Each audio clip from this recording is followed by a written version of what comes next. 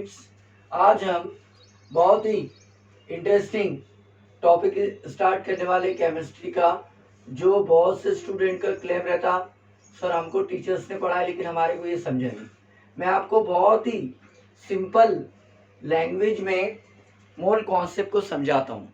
तो सबसे पहले तो आप समझ लो कि हम कोई भी सब्सटेंस, कोई भी केमिकल कंपाउंड या एटम हो सकता है, आयंस हो सकता है या मॉलिक्यूल्स हो सकता है, कोई भी सब्सटेंस केमिकल कंपाउंड्स का जब अमाउंट डिटरमाइन करना चाहते हैं, ठीक है ना, तो हम टर्म इस्तेमाल करते हैं मोल। ओके, मोल एक फिजिकल क्वांटिटी है और किसी भी सब्सटेंस के मोल अगर आप डिटरमाइन करना चाहते हो, और वो सब्सटेंस केमिस्ट्री में कुछ भी हो सकता है, इलेक्ट्रॉन्स हो सकता है या एटम हो सकता है, आयंस हो सकते हैं, मॉलिक्यूल्स हो सकते हैं, कुछ भी।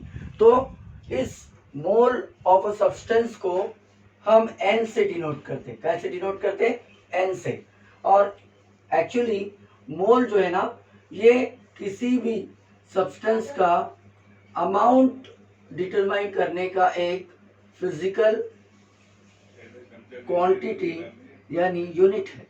ओके, तो मोल जो है ये एसआई यूनिट है, और किसी भी सब्सटेंस का आप अमाउंट डिटरमाइन करना चाहते हैं तो हम टर्म इस्तेमाल करते हैं मोल।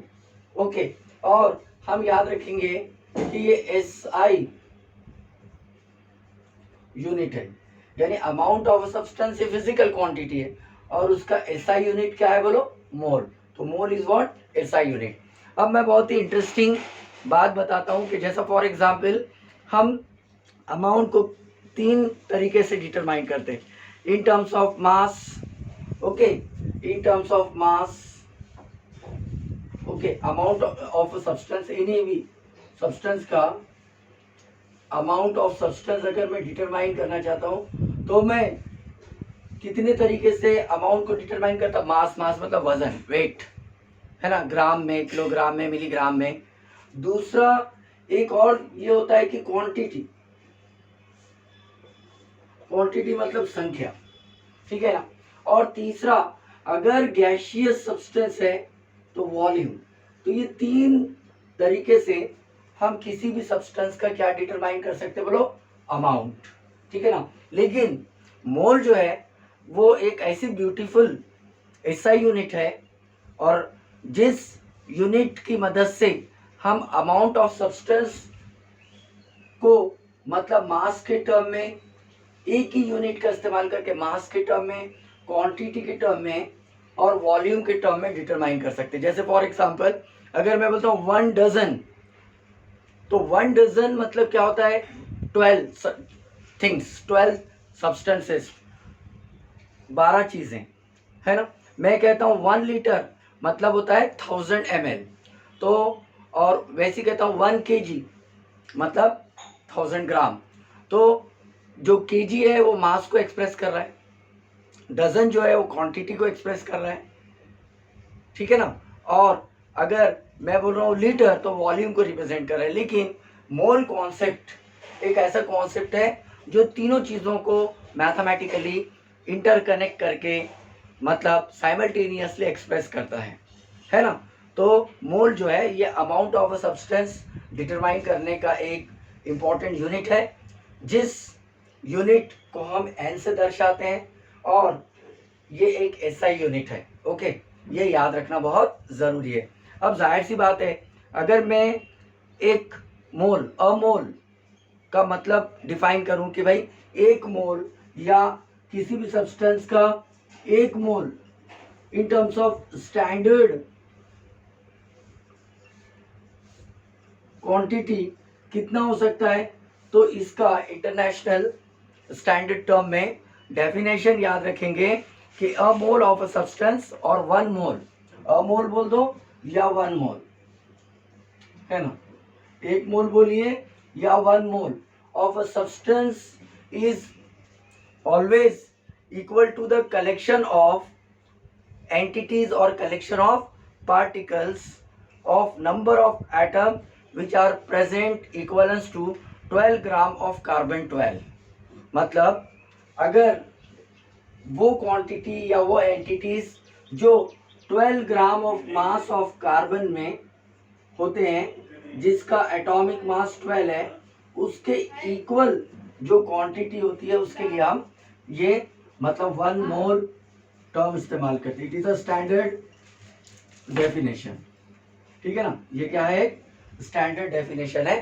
तो सभी स्टूडेंट याद रखेंगे कि 1 मोल किसी भी सब्सटेंस का या अ मोल ऑफ अ सब्सटेंस किसके बराबर होता है, 12 ग्राम ऑफ कार्बन 12 के बराबर होता है। मतलब 12 ग्राम कार्बन के बराबर जो नंबर ऑफ एंटिटीज या नंबर ऑफ पार्टिकल्स आएंगे अदर सब्सटेंस के, वो 1 मोल के बराबर माना जाएगा, ठीक है ना।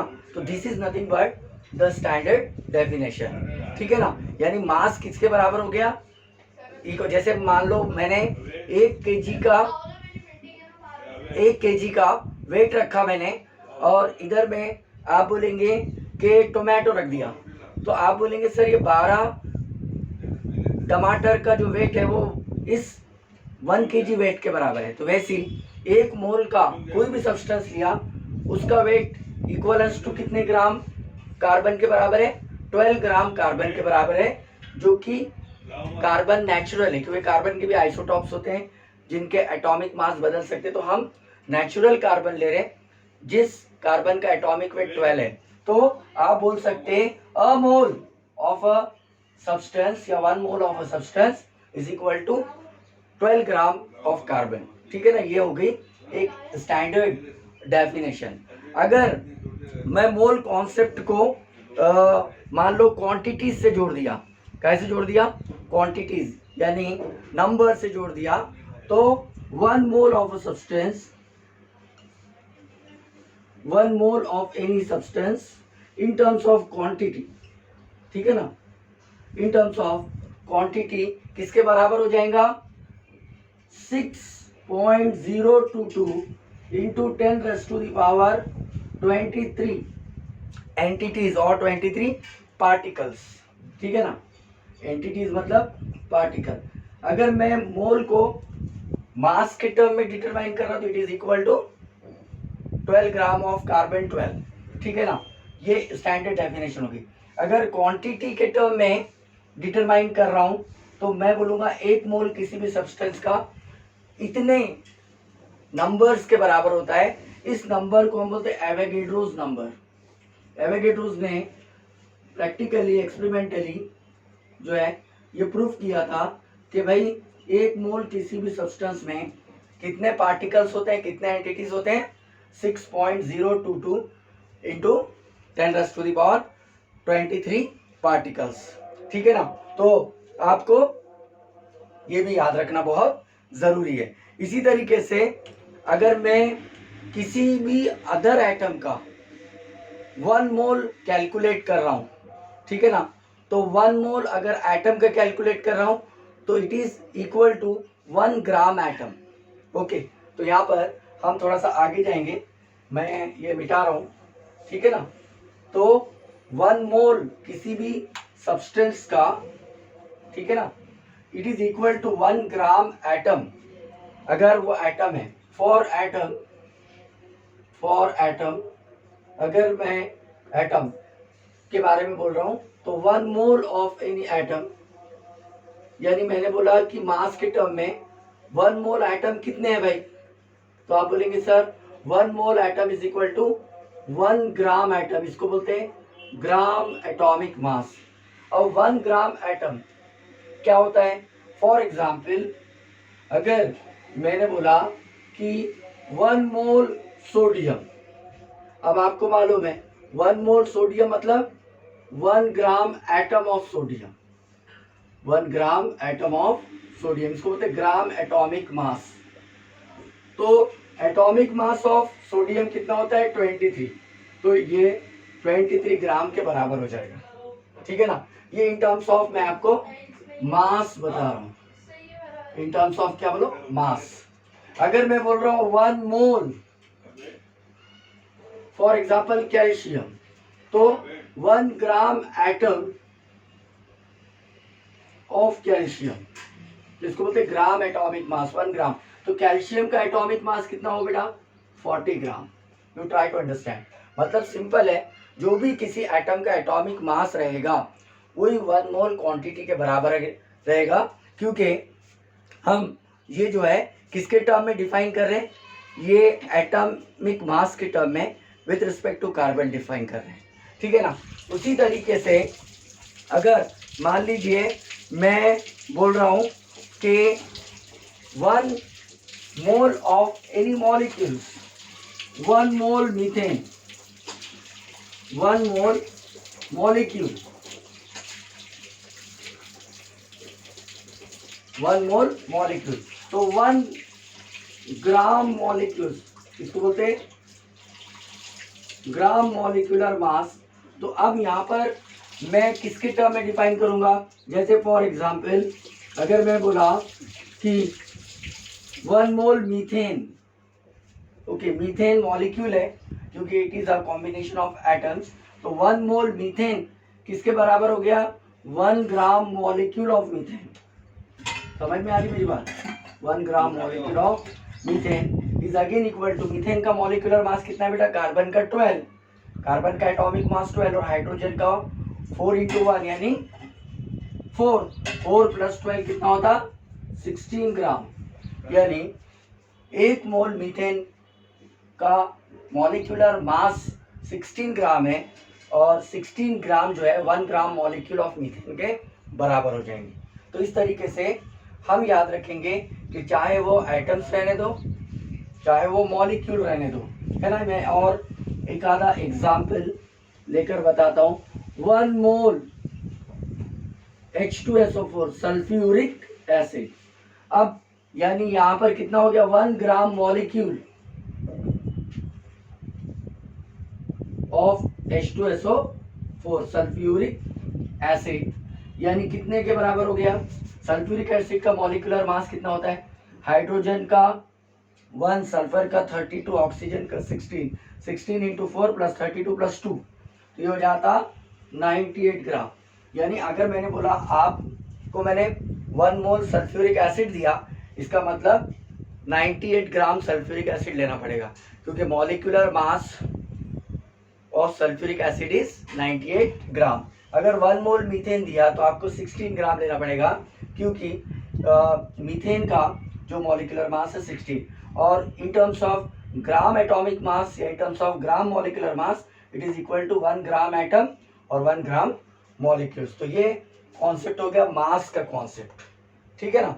अब इसी तरीके से अगर मैं मोल कॉन्सेप्ट को नंबर्स के टर्म में डिफाइन कर सकता हूँ या नंबर के टर्म में एक्सप्रेस करना चाहता हूँ, तो नंबर्स के टर्म में अगर मैं एक्सप्रेस करना चाहता हूँ तो मैं अमाउंट को नंबर्स के टर्म में भी बताना चाहता हूँ, तो मैं बोल सकता अ मोल ऑफ सब्सटेंस, है ना, अ मोल ऑफ एनी सब्सटेंस, अभी थोड़ी देर पहले ही बताया मैंने, ठीक है ना। 1 मोल किसी भी सब्सटेंस का किसके बराबर हो जाएगा बोलो आप, it is equal to Avogadro's number, that is Na, it is equal to 6.022 into 10⁻23 particles. अब ये पार्टिकल्स में एटम्स भी हो सकते हैं अगर एटम है तो, या आयंस भी हो सकते हैं अगर आयंस है तो, या मॉलिक्यूल्स है तो मॉलिक्यूल। तो यहाँ पर हम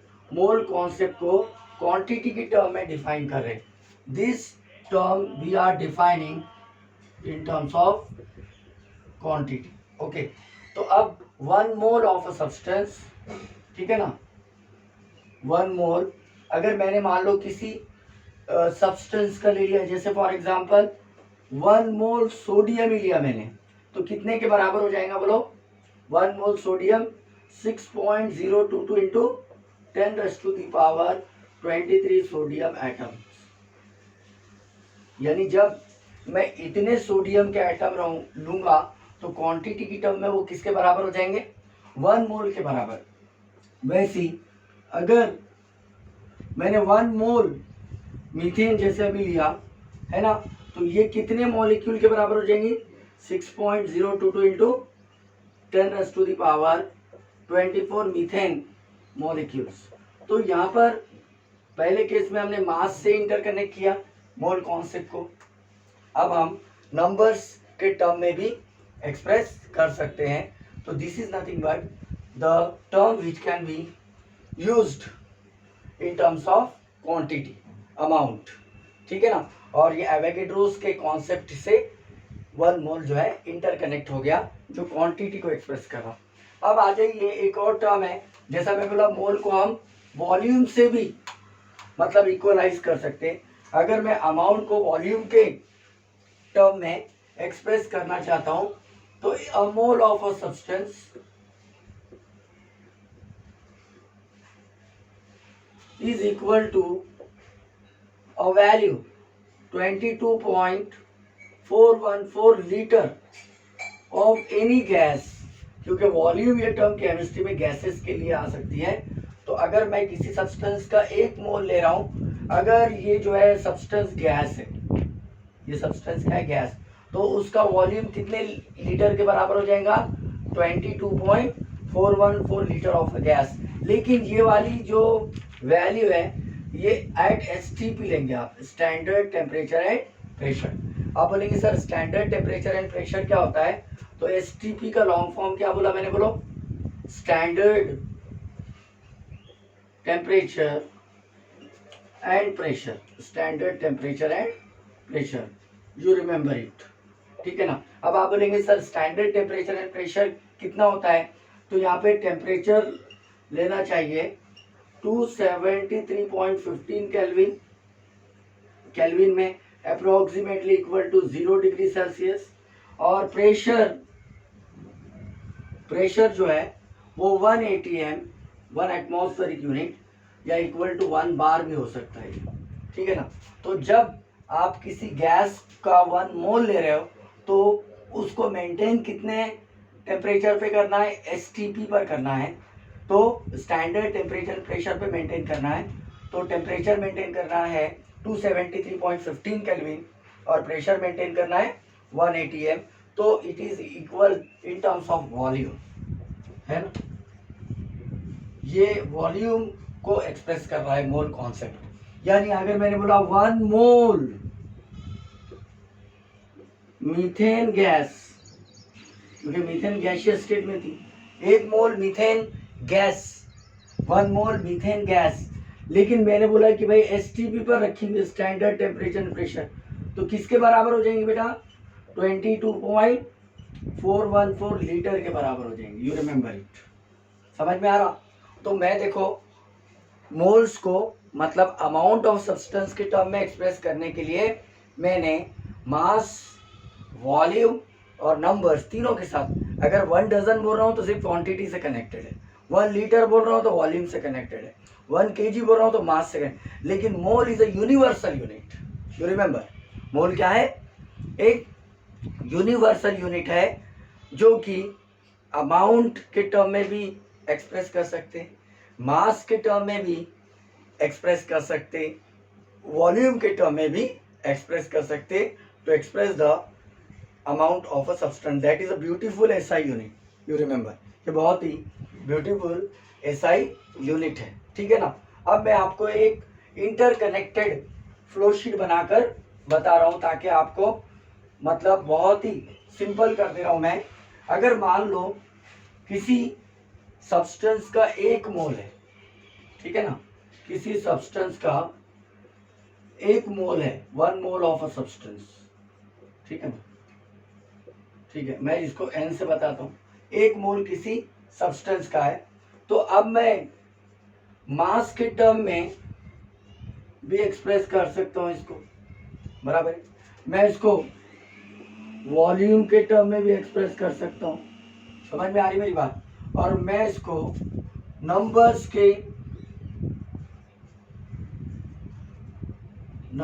टर्म में भी एक्सप्रेस कर सकता हूँ, समझ में आ रही मेरी बात। तो अब अगर मैं बोल रहा हूँ कि किसी सब्सटेंस का 1 मोल है ना किसके बराबर होता है, तो equal to its atomic mass. अगर वो एटम है तो उसका एटॉमिक मास के इक्वल होता है। हाँ, या और इक्वल टू कॉमन ले लो, और इक्वल टू मॉलिक्यूलर मास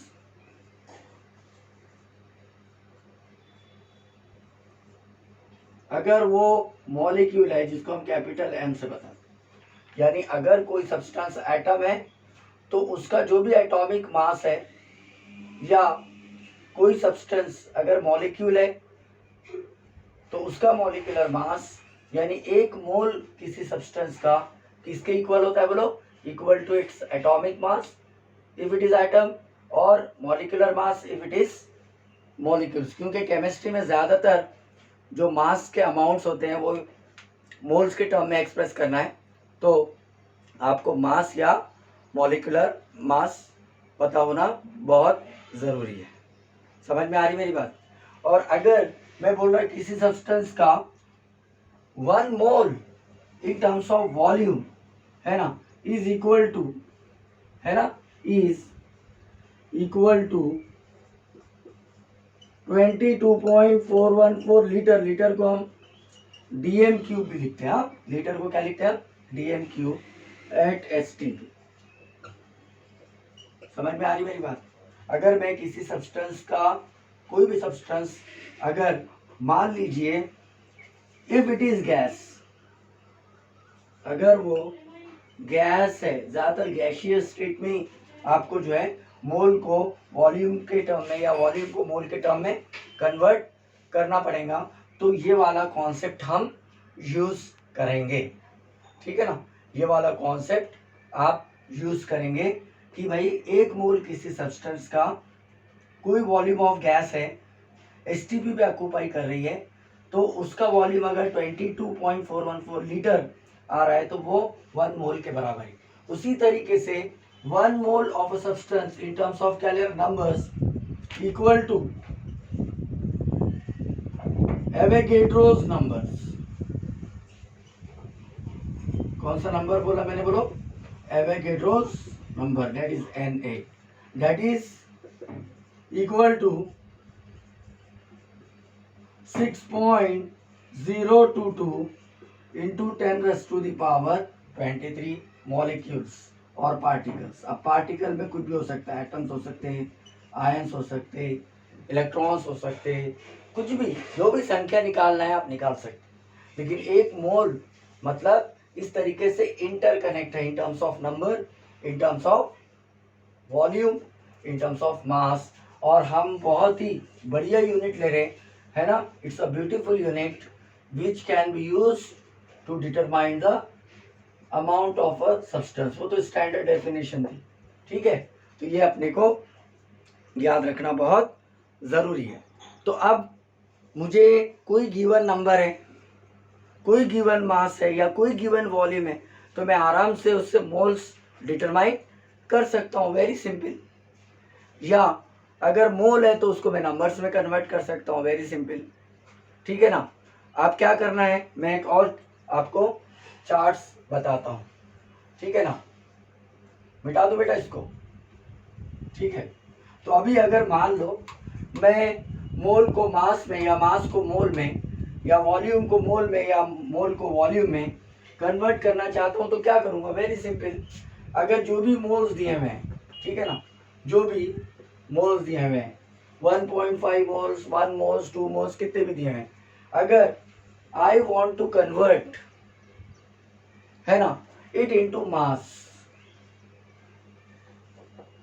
ठीक है ना, मतलब मोल से मैं क्या निकालना चाहता हूँ, मास, या मास से मैं क्या निकालना चाहता हूँ, मोल, वैसा भी कर सकते हैं। तो मैं पहले मोल से मास निकालना चाहता हूँ कि भाई अगर 2 मोल्स है किसी एटम के या 2 मोल्स है किसी मॉलिक्यूल के, तो मैं क्या करूँगा, अगर मैं मोल से मास निकालना चाहता हूँ, I want to determine mass of any substance, mass of, चलो ले लेते हैं हम एटम और मॉलिक्यूल्स, तो मैं क्या करूँगा, जो नंबर ऑफ मोल्स गिवन है ना, उसको multiply with atomic mass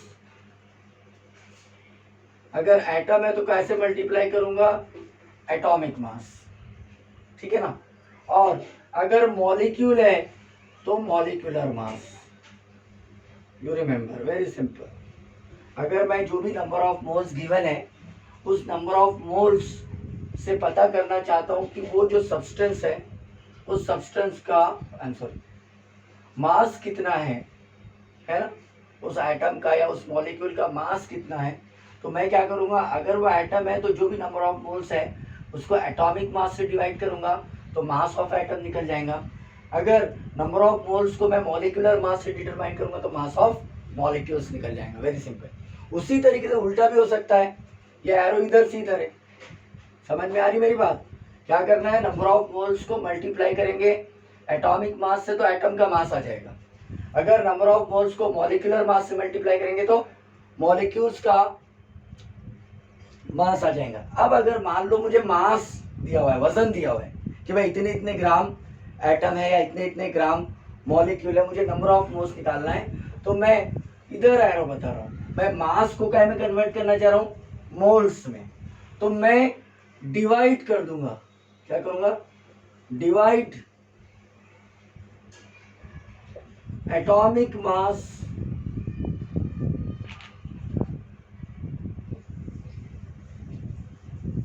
for atom, molecular mass for molecules. समझ में आया? Very simple. अगर मैं एक ही साथ पूरे इंटरकनेक्ट करा, अगर मुझे मास को काय में कन्वर्ट करना है, नंबर ऑफ मोल्स में, तो जो मास दिया हुआ है वजन ग्राम में है ना, 2.2 ग्राम सोडियम कितने मोल्स के बराबर है, तो मैं क्या करूंगा, 2.2 ग्राम सोडियम को उसके एटॉमिक मास से डिवाइड करूं, है ना। मास को मोल में कन्वर्ट करना है तो डिवाइड करना है, मोल को मास में कन्वर्ट करना है तो एटॉमिक मास या मॉलिक्यूलर मास से मल्टीप्लाई करना है। समझ गए? क्लियर? वैसी अगर नंबर ऑफ मोल्स को मैं वॉल्यूम में कन्वर्ट करना चाह रहा हूं, नंबर ऑफ मोल्स को काय में कन्वर्ट करना चाह रहा हूं, वॉल्यूम में, कोई गैस के लिए, किसी भी गैस के लिए, और कंडीशन एसटीपी दी हुई, मान लो स्टैंडर्ड टेम्परेचर है, प्रेशर भी दी हुई, तो मैं नंबर ऑफ मोल्स को काय में कन्वर्ट करना चाह रहा हूँ, सिंपल याद रखेंगे, वॉल्यूम में। तो मैं क्या करूँगा, डिवाइड बाय 22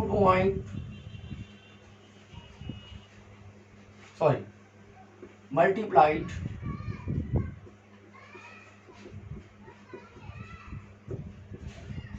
बाय 22.414 dm। तो मैं मोल को अगर वॉल्यूम में कन्वर्ट करना चाहता हूँ तो जो भी गिवन नंबर ऑफ मोल्स है उसको इस फैक्टर से डिवाइड मल्टीप्लाई कर दूंगा, मल्टीप्लाई कर दूंगा। अगर वॉल्यूम को मोल्स में कन्वर्ट करना है तो डिवाइड, ये वाली जो वॉल्यूम की वैल्यू है, डिवाइड इट विथ कितने से, 22.414 dm, है ना। तो अगर मोल को वॉल्यूम में कन्वर्ट करना है तो मल्टीप्लाई करना पड़ेगा इस फैक्टर से, वॉल्यूम को मोल्स में कन्वर्ट करना है तो डिवाइड करना पड़ेगा। You are getting?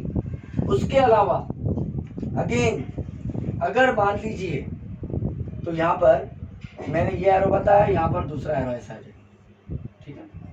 देखो एरो पे ध्यान दें, मोल को वॉल्यूम में कन्वर्ट करने के लिए मल्टीप्लाई, वॉल्यूम को मोल्स में कन्वर्ट करने के लिए डिवाइड। उसी तरीके से मोल को मैं नंबर्स में कन्वर्ट करना चाहता हूँ, संख्या में, तो क्या करना चाहिए, नंबर्स में कन्वर्ट करने के लिए मोल को मल्टीप्लाई करना है।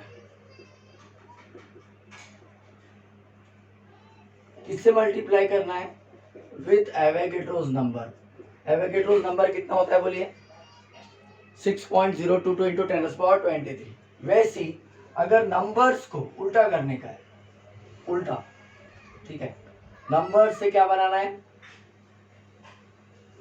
ठीक है ना, नंबर से क्या बनाना है, मोल्स, तो मुझे divide it with Na, that is Avogadro's number. Simple. Mole को मल्टीप्लाई करेंगे तो नंबर्स मिलेगा, नंबर्स को डिवाइड करेंगे तो मोल्स मिलेगा, मोल्स को मल्टीप्लाई करेंगे एटॉमिक मास या मॉलिक्यूलर मास से तो मास मिल जाएगा, मॉलिक्यूलर आइटम डिपेंड करता है। वैसे मोल को मल्टीप्लाई करेंगे इस फैक्टर से 22.414 से तो वॉल्यूम मिल जाएगा, वॉल्यूम को डिवाइड करेंगे तो मोल्स मिल जाएंगे। तो this is very interesting flow sheet जो कि मैंने आपको शॉर्ट में बता दिया, ठीक है ना। और मोल्स एन से बताते करके याद रखना। अब डिपेंड करता है कि वो एटम्स है या मॉलिक्यूल्स है क्या है, उसके हिसाब से हम जो है ये इस्तेमाल करेंगे, ठीक है ना। तो ये बहुत ही इंटरेस्टिंग फैक्ट्स बताया मैंने, तो यू रिमेंबर इट, ओके। तो I am giving your time.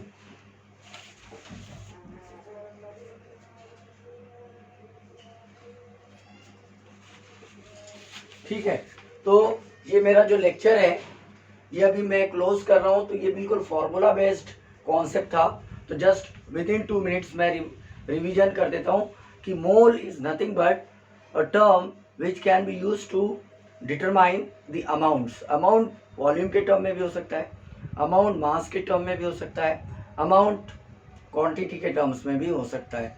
तो हम तीनों भी कैलकुलेट कर सकते हैं अगर मोल्स पता है तो, या अगर तीनों में से कोई एक चीज़ पता है तो हम उसको मोल्स में कन्वर्ट कर सकते हैं। बस यही कॉन्सेप्ट है, मोल को वॉल्यूम मास या क्वांटिटी में कन्वर्ट करना या क्वांटिटी वॉल्यूम मास को मोल्स में कन्वर्ट करना। अगर ये आ गया तो इसमें कोई बहुत ज़्यादा रॉकेट साइंस नहीं है या टेक्निकल पॉइंट्स नहीं है, just you try to remember the concept. तो ये वाला फ्लो शीट बहुत वैल्यूबल है। Thank you student. अभी मैं दूसरा वीडियो बताऊंगा, उसमें भी कुछ टर्म्स लूँगा और फॉर्मूलाज और न्यूमेरिकल्स लेके बताऊंगा कि हाउ द फॉर्मूलाज वर्क। तो again you remember a mole of a substance is equal to 12 gram mass of carbon 12. A mole of a substance equal to Avogadro's number. A mole of a gas as STP is always equal to 22.414 liters. So thank you for watching. Take care.